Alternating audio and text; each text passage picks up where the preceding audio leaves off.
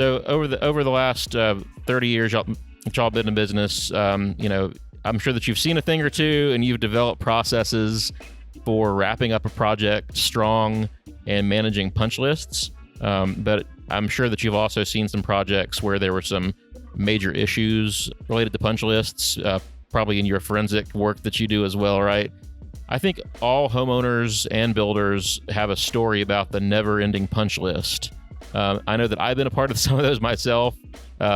We are constantly developing new processes and trying to eliminate that, but punch lists are always a struggle for everyone. Why do you think punch lists are so hard for most builders to get through?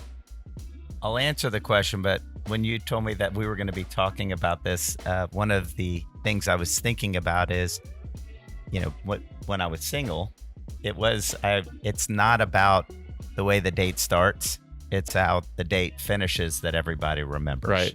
And everybody says they're in high-end construction, but there's a difference. But I guess in any phase of construction that you're in, or any type of construction that you build, finishing up is hard, I think, and it's getting harder in some ways because, number one, there's expectations, and it comes down to opinion of, we may feel like we're finished, but then it's subjected to the designer and the architect and the client.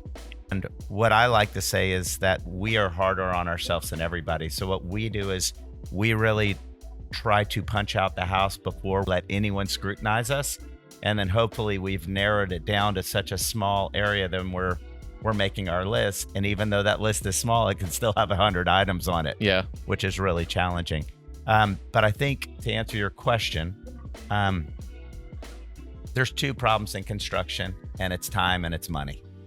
And I think always at the end of the project, there's a move-in date and you need that extra week, and you're trying to set expectations, and people are trying to move out their move-in dates.